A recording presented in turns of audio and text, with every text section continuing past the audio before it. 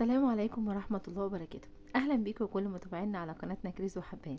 يا رب تكونوا بخير. النهاردة إن شاء الله معنا فيديو صغير كده هنعمل فيه بديل النوتيلا أو النوتيلا الاقتصادية بطريقة سهلة كده وسريعة هتعمليها وفي الخلاط. وبصوا قوامها ما شاء الله حلوة قوي. قوامها طالع مظبوط. طعمها تحفة وبقلل الإمكانيات هتعمليها، وتكلفتها مش زي تكلفة الجاهزة خالص. بس خليكم معايا يلا بقى ونقول بسم الله عشان نعرف عملناها ازاي بكل تفاصيلها. اول حاجه هجيب شوكولاته، باكو شوكولاته من اللي هو ال 200 جرام ده. انا جايبه هنا مستعمله سما، وطبعا الشوكولاته هتكون بالحليب مش ساده. طب ليه شوكولاته بالحليب؟ عشان يطلع لونها زي لون النوتيلا اللي احنا بنشتريها من بره. تمام. طب لكن لو استعملتي الشوكولاته الساده هتكون لونها غامق شويه، وده بيرجع برضو لحضرتك واللي انت عاوزه تستعمليه. بس هي بصراحه عشان تطلعيها زي الاصليه لازم تستعملي شوكولاته بالحليب.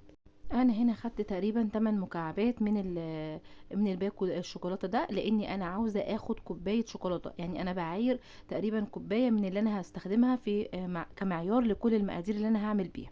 تمام. هحطهم بقى كده في الكوبايه، وهتيجي نعمل نشوف الخطوه التانية. هنجيب بقى حله ونحط فيها كوبايه من اللبن ونص كوبايه من السكر، وهبدا اقلبهم كده قبل ما اطلع بيها على النار. اقلبهم لحد ما السكر يدوب معايا. وبعد كده هطلع بيها على النار كده وهنشوف هنعمل فيها ايه. هنقعد نقلب فيها لحد ما تسخن معايا. عاوزاها سخنه ليه؟ لاني انا هنزلها من على النار وهحط فيها الشوكولاته زي ما حضرتك شايفه كده بالظبط، وهبدا ادوب فيها الشوكولاته لحد ما تدوب. نيجي للخطوه التانية، خطوه الخلاط. هحط بقى في الخلاط تلت كوبايه من اللبن وكوبايه من اللبن البودره، بس انا ما كانش عندي كوبايه يعني بصراحه يكمل كوبايه، فحطيت كوبايه الا ربع، بس هي المفروض هي كوبايه عشان يطلع القوام معاكي مظبوط. وكمان كوبايه الا ربع من الكاكاو. الكاكاو هنا انا مستعمله كاكاو محلى، كاكاو الشرب. ومعانا كمان 3 معالق من الكريم شانتيه او معلقتين ل3 معالق من الكريم شانتيه، يعني تقريبا هي اقل من ربع كوبايه.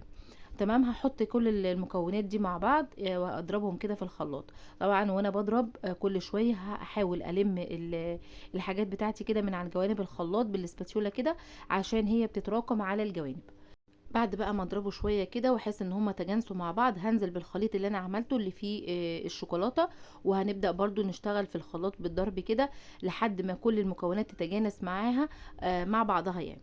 هفضل بقى اضرب فيها كده مع الخلاط كده واحده واحده لحد ما كل المكونات تتجانس. وبعد كده هاجي للخطوه اللي بعديها، هجيب كوبايه من الزيت. طب الزيت بقى هنزل بيه سرسوب رفيع كده، عشان الزيت هو هنا اللي هيساعدني على ايه كماده ربط، او ان هو هيتقل لي القوام بتاع النوتيلا. فزي ما حضرتك شايفه كده، يا رب الصوره تكون واضحه. انا نازله بيه سرسوب كده صغير والخلاط بيضرب.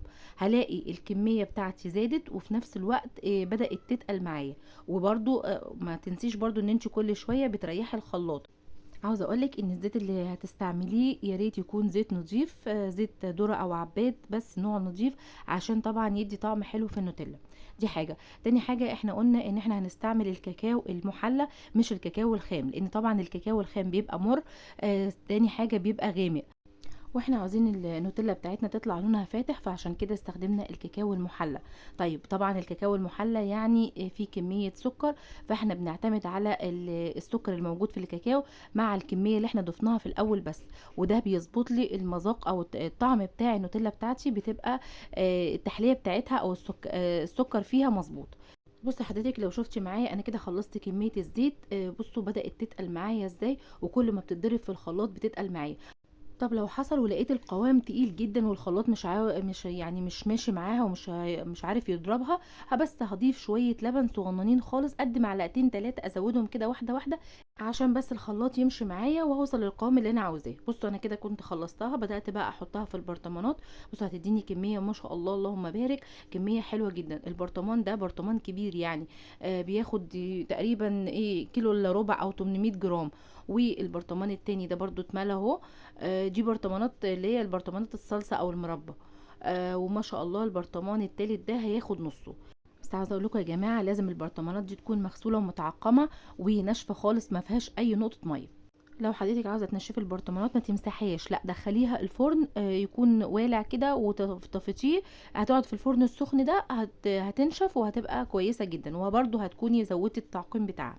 وكده بقى القوام بتاعنا بعد ما دخلتها التلاجة يعني شوية صغيرين كده، وحبيت إن أنا أطلعها لكم كده عشان أوريها لكم، لأن الولاد كانوا مستعجلين عاوزين ياكلوا منها، فأنا حبيت إن أنا أوري لكم القوام بعد ما دخلت التلاجة شوية. طبعًا هي كل ما هتقعد في التلاجة القوام بتاعها ده هيتقل وهيوصل لقوام النوتيلا اللي إحنا بنشتريها من برّه.